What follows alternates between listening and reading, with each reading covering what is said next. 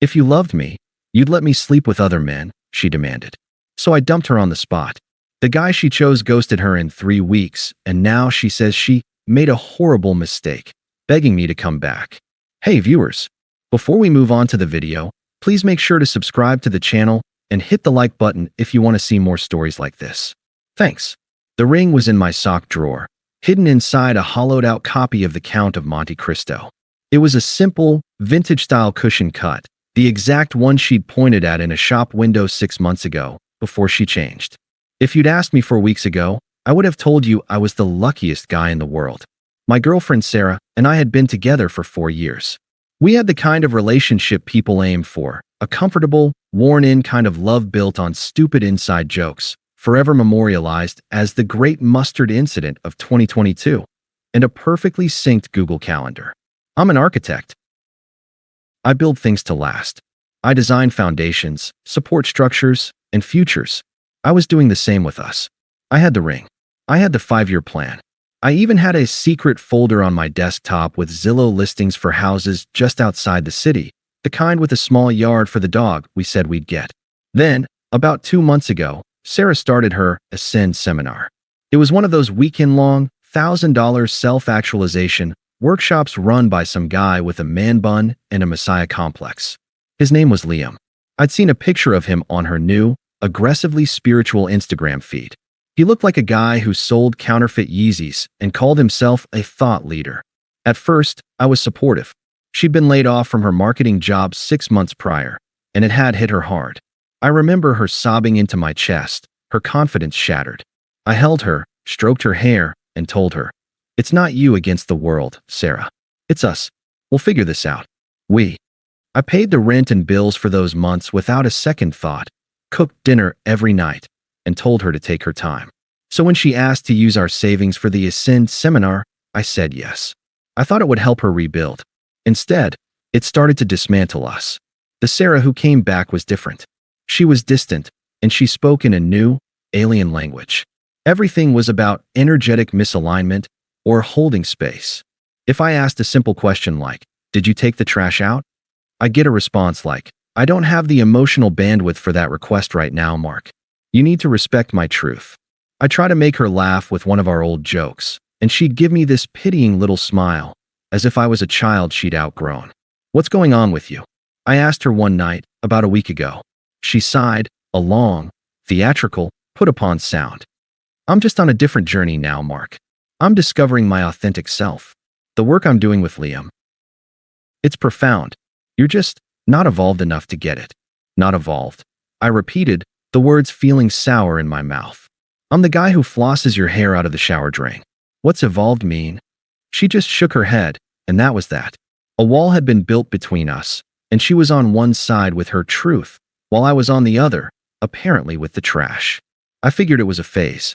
I thought the real Sarah was still in there, and that the ring in my sock drawer would be the thing to bring her back. I was a fool. It was a Tuesday night. I'd gotten a promotion at work, a big one. I came home wanting to celebrate, maybe open that nice bottle of wine we'd been saving.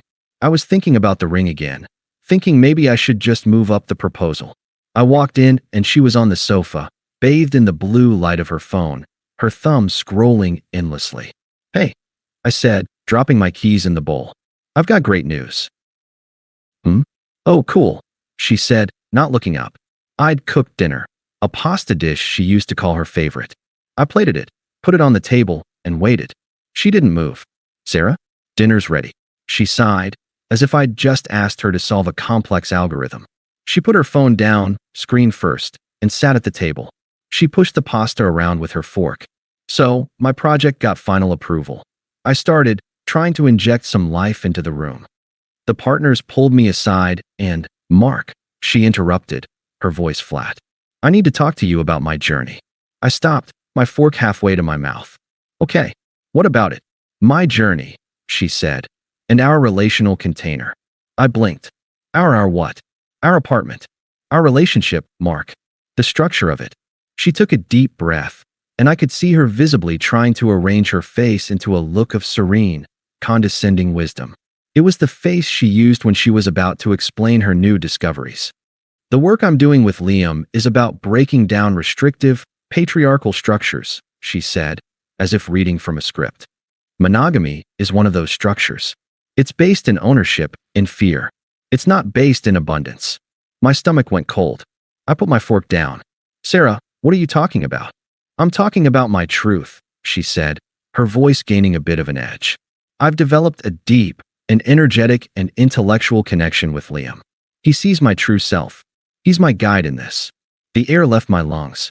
The great news I had, the promotion, the ring, it all just shriveled up and died. Are you? I had to force the words out. Are you asking me if you can sleep with him? She scoffed. A sharp, ugly, impatient sound. God, you're so reductive, Mark. It's not sleeping with him. It's an expansion. It's about me being allowed to explore all facets of my being without being caged. Honestly, it would be good for us. It would make me a better, more fulfilled partner for you. The logic was so twisted, so utterly self-serving, I couldn't speak. I just stared at her. I stared at the woman I'd held while she cried about a layoff, the woman I was planning to build a life with, and I felt nothing. It was like a switch had been flipped. The warmth was just gone. No, I said. My voice was quiet, but it cut through the room. What? The answer is no. That's a deal breaker, Sarah. I'm not evolving into that. Her Zen facade didn't just crack, it exploded. Her face, which had been set in that smug, serene mask, twisted into something ugly and furious. This was the real Sarah, the one who'd been hiding behind the buzzwords. This is exactly what I'm talking about, she snapped, her voice rising. Your insecurity. Your control. You're trying to cage me. You're trying to own me just like you own this apartment, just like you own everything. I'm not trying to own you, Sarah. I just don't want to be in an open relationship. But it's what I need to be happy. It's what I need to be fulfilled, she yelled, standing up now. You don't get it. You claim you love me, but you're too weak and paranoid to really love someone. She was breathing hard, her eyes flashing. And then, she said the words that ended everything. If you loved me, you'd let me sleep with other men. You'd want me to be happy. There was a long, ringing silence. The sound of the fridge humming rushed in to fill the vacuum. I looked at her, really looked at her. The woman I loved was gone. She had been hollowed out and replaced by this arrogant, deluded stranger who was standing in my kitchen demanding a hall pass like a teenager. She was still breathing hard, her chest puffed up with self-righteous anger, waiting for me to break. Waiting for me to yell, or cry, or beg. Waiting for the insecure man to prove her right. So I gave her the one thing she never saw coming. I smiled. A small, tight, sad smile. You're right, I said, my voice perfectly level. Her face instantly relaxed, shifting into a smug, victorious look. She thought she'd won. See, she said, her voice dripping with condescension. I knew you could understand. I knew you could evolve if you just… No, I cut her off. The smile was gone. You're right that I don't love this version of you. I don't even know this version of you. The woman I loved wouldn't need to hurt me to be happy. She wouldn't call loyalty a cage. So we're done, Sarah. Her smugness vanished, replaced by a baffled, almost comical shock. What? She sputtered. What did you just say? We're done. Over. You're free. You can go expand and explore with Liam or whoever else you want. You can be as fulfilled as your heart desires. But you're not going to do it while living in my home and calling yourself my girlfriend. I stood up, walked to the closet, and grabbed my jacket and my gym bag, which was already packed from the morning. You're dumping me? She stammered, as if the concept was foreign. You're throwing away 4 years because you're insecure? Because of one little request. I'm not insecure, I said, zipping up the jacket. I just have self-respect. And you just told me I'm not enough. I'm choosing to believe you. Mark, you can't be serious. You're making a huge mistake. You made the choice, Sarah. You just didn't have the guts to call it a breakup. So I'll do it for you. I pulled my keys from the bowl by the door. I'll stay at my brother's. I want you out by the weekend. Leave your key on the counter. Mark, wait, she shrieked, the anger and panic finally mixing. You're just going to walk out? You'll be back. You'll be begging me to come back in a week when you realize what you lost. I paused at the door, one hand on the knob, and looked back at her. The pasta I'd cooked was getting cold on the table. The bottle of wine I'd bought to celebrate was still on the counter. The only mistake I made, I said, my voice dead calm, was wasting my money on the ring in my sock drawer. I didn't slam the door. I closed it quietly, clicked the deadbolt, and walked away. I heard her scream my name from the other side, a muffled, furious sound. I just kept walking and never looked back. The first few days were numb. I operated on a cold, clinical autopilot. I called my brother, who just said, "Her loss, man. My couch is yours." I called our landlord and explained that my tenant was moving out, and I needed to start the paperwork to have her removed from the lease. I went to our joint bank account, the one for utilities and groceries, and transferred my half of the money out. Then I sent her a single, final Venmo request for her half of the last electric bill. The note just said, "Final total." I changed my passwords. Netflix, Amazon, Hulu, Spotify. The digital untangling of a life. On Friday, 3 days after the breakup, I had a moment of weakness. I typed her name into the Instagram search bar. Her profile, which had been quiet for a week, had a new post. It was from 2 days ago, the day after I left. It was a picture of her and Liam. They were at a winery, clinking glasses, his arms snaked possessively around her waist. She was smiling, that same smug, enlightened smile. The caption was the final nail in the coffin. Finally embracing my truth with someone who isn't afraid of it. Sparkle's so blessed to be on this journey with a partner who understands that love isn't about possession, it's about expansion. Hashtag evolved, hashtag ascend, hashtag authentic, hashtag my truth. It was a gut punch. I'd be lying if I said it wasn't. To see my 4 years of loyalty and support discarded and mocked in less than 48 hours, it stung. But mostly, I felt a profound sense of relief. It was validation. I hadn't lost her. I'd escaped her. I blocked her. On everything. I blocked Liam. I blocked the Ascend seminar page. I scrubbed my life clean of her. The next day, Saturday, I went back to the apartment with my brother. She was gone. She'd left the key on the counter, just as I'd asked. The place felt empty, but it felt clean. I spent the weekend clearing out her things, the half-used bottles of shampoo, the yoga mat she'd only used twice, the live laugh love sign she'd hung in the kitchen. I threw it all in trash bags. Then, I went to the jeweler. I returned the ring. The money went straight into my savings account. I redirected all that future energy. I threw myself into the new project at work, clocking late hours not because I was sad, but because I was focused. I started a brutal new routine at the gym, channeling all that numb, restless energy into deadlifts and squats. I reconnected with friends I'd been neglecting because I was always trying to manage Sarah's journey. My life became quiet. It became mine. About 3 weeks after the breakup, I got a text. It was from Qley, a mutual friend. "Qley, hey Mark, you okay? Haven't heard from you in a while." Me, "Hey Qley, I'm doing really well, actually. Thanks for asking. Focusing on work and hitting the gym. Hope you're good." A few seconds later, the 3 dots appeared. "Qley, oh thank God. I'm so glad to hear you say that. Because, listen, I feel like you deserve to know. Sarah is an absolute train wreck." I stared at the text, feeling nothing. No joy, no pity. Just curiosity. Me, what happened? "Qley, that Liam guy was a total fraud. He's married. Apparently, he does this to a new woman at every Ascend seminar. Got her to pay for a bunch of advanced spiritual coaching sessions, like thousands of dollars, Mark. Strung her along for 3 weeks, and then just ghosted her. Blocked her number, kicked her out of the program, and disappeared. Her new friends from the seminar all turned on her, too. Called her a homewrecker. She's broke, and she's been blowing up my phone all week.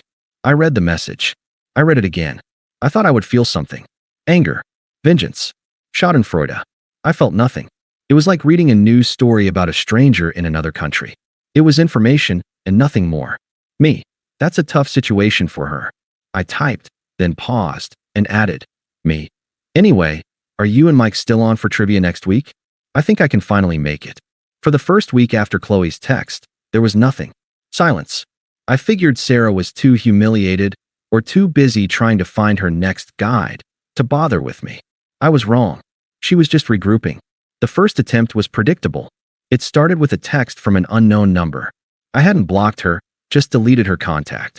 I decided, with a kind of cold, clinical curiosity, that I wanted to see the entire life cycle of this disaster.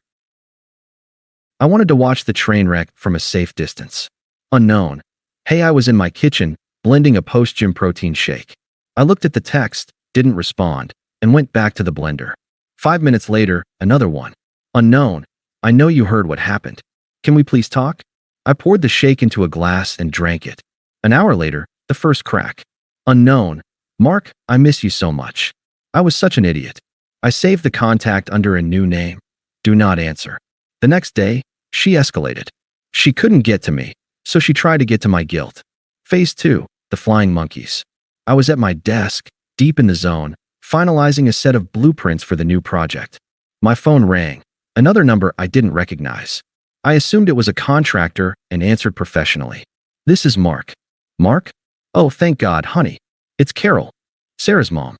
My blood went from room temperature to ice water in half a second. She had always been nice to me, but in that way that felt conditional, the "you're a good provider for my daughter" kind of nice. Hello, Carol, I said, my voice flat, all professional warmth gone. Mark, I'm so worried about Sarah. Her voice was a high, saccharine whine. She's not eating. She's broken. That monster, what he did to her. It's just criminal. She told me everything. He completely manipulated her. She was already spinning the narrative. Sarah wasn't a cheater. She was a victim. And I was the guy who was supposed to rescue her. She needs you, Mark, Carol pleaded. She loves you. She just got confused by that awful man. She knows she made a mistake. She just needs her rock back. I leaned back in my chair, looking at the blueprints on my screen. The solid, logical, predictable lines of a foundation. I'm sorry she's having a hard time, Carol, I said, my voice as cold and hard as concrete. But that is not my concern anymore. Our relationship is over. The fake sweetness evaporated instantly. Not your concern, she snapped, her real voice, sharp and entitled, finally coming out. After everything we did for you? After we treated you like family? You're just going to abandon her when she's at her lowest? When she's been abused? What kind of man are you? I didn't justify. I didn't argue. I didn't explain. The kind who doesn't get taken for granted, I said. Please don't call me again, Carol. I hung up before she could respond. I blocked her number. I took a sip of water and went back to designing a load-bearing wall. Phase 3 was the full-on meltdown. It came 3 nights later. I was at the gym, in the middle of a new personal record on my deadlift. The world had shrunk to me, the bar, and the floor. When I finally dropped the weight, gasping and flooded with endorphins, I checked my phone. 6 missed calls from Do Not Answer, and 1 new voicemail. I put in my earbuds, hit play, and started my cool down on the treadmill. Mark, please. Her voice was a ragged, hysterical shriek. I could hear wind and traffic. I'm outside your building. I wasn't, which was a small, grimly satisfying irony. I know you're in there. Just pick up. Please. I'm so sorry. She descended into a full, gasping sob. I'm so sorry. I'm the worst person in the world, I know. I was a moron. I was so stupid. I made a horrible mistake. There it was. The big confession. That guy. That liar. He meant nothing, she wailed. It was all you, Mark. It was always you. I was just lost, and he took advantage of me. The treadmill hummed beneath my feet. I'll do anything. I'll go to therapy. I'll get a new job. I'll sell my car. I don't care. I just need you back. I can't live without you. I love you. Just please. Please, Mark, call me back. I love you. The voicemail ended with the sound of her just weeping, a raw, ugly sound of pure desperation. I listened to the entire thing, my heart rate slowly returning to normal. I didn't feel anger. I didn't feel pity. I didn't feel anything. She wasn't sorry for what she did. She was just sorry it didn't work out. I pressed the 7 key. Message deleted. I put my phone back in my pocket, wiped the sweat off my face with a towel, and started walking home. The ambush came 2 nights later. She must have known my schedule, must have been waiting. I was coming home from work. It had been a long, productive day. I'd been formally given the new project, which came with a corner office and a significant raise. I was wearing a new, perfectly tailored suit. I felt good. I felt solid. I was carrying my leather briefcase in one hand and a bag of healthy Thai takeout in the other. As I walked up the path to my building's lobby, a figure detached itself from the shadows by the entrance. Mark. It was Sarah. But it wasn't the evolved, glowing, smug Sarah from the winery photo. This Sarah was a wreck. Her hair was a greasy, unwashed knot on top of her head. She was wearing the same stained sweatpants and hoodie she'd probably been in for days. Her face was puffy, her eyes red-rimmed and bloodshot. She looked like the physical embodiment of a bad decision. The power dynamic of our entire 4-year relationship flipped on its axis in that 1 second. She looked at me, in my new suit, and saw everything she'd thrown away. I looked at her, in her misery, and felt nothing but the urge to get inside and eat my dinner. "Sarah," I said, my voice calm. I didn't stop walking, just sidestepped her to get to the key fob sensor. "You shouldn't be here. This is my building. You need to leave." "No. Wait." She lunged and grabbed my arm, the one holding my briefcase. Her grip was weak, desperate. "Please. Just look at me. Mark, look at me." I stopped. I turned. I looked. "I'm looking, Sarah. I'm a mess," she cried, fresh tears starting to spill. "I'm broken. Don't you even care? Look at what he did to me. Look at what he made me do." "No," I said, my voice quiet but absolute.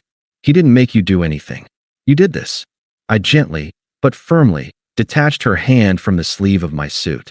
"But I love you," she insisted, her voice climbing back toward hysteria. "That's what I'm trying to tell you. I made a mistake, the biggest mistake of my life. But I love you. I'll prove it. Tell me what to do, and I'll do it. Anything, Mark. I'll be the perfect girlfriend again, I swear. I'll be anything you want." This was the moment. The final test. The old me would have caved. The old me would have seen the tears, felt the guilt, and tried to fix her. But the old me was gone. I'd buried him under a pile of deadlifts and new blueprints. "I'm happy now, Sarah," I said, and the simplicity of the statement hung in the air between us. "What?" she whispered. "I care about my peace. I care about the life I've built since you left." I looked her dead in the eye, my voice devoid of all emotion. "What you're feeling isn't love. It's regret. And you're not crying because you miss me. You're crying because your plan B failed." She recoiled, as if I'd slapped her. "No, that's not true. You already told me the test for love, Sarah," I said, cutting her off. "You gave me the rule, remember? In our kitchen. You said, if you loved me, you'd let me do what makes me happy." I gestured to my suit, to the secure glass door of the lobby behind me, to my life. "I'm happy now. My life is quiet. It's stable. It's mine. So, if you ever loved me, at all, you'll let me be happy." I turned my back to her and raised the fob to the sensor. "And you'll leave." I heard a sharp intake of breath behind me. The tears stopped. I knew what was coming. The zen was gone. The victim was gone. Now, finally, the true colors. You bastard," she hissed, her voice a low, venomous rasp. "You cold-hearted bastard. After everything, you're just nothing. You'll be alone forever. You're not evolved enough to love anyone." I didn't turn around. The sensor beeped, and the heavy glass door unlocked with a soft click. "Goodbye, Sarah." I walked into the bright, warm lobby.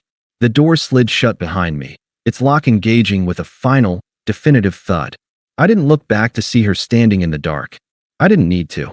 I walked to the elevator, pressed the button for my floor, and pulled my phone out. I sent a text to my brother. "Thai food. You in?" By the time the elevator doors opened, she was already just a bad memory on the other side of the glass. Thanks for watching. Make sure to subscribe to the channel and hit the like button. What do you think about this story? Share it in the comments.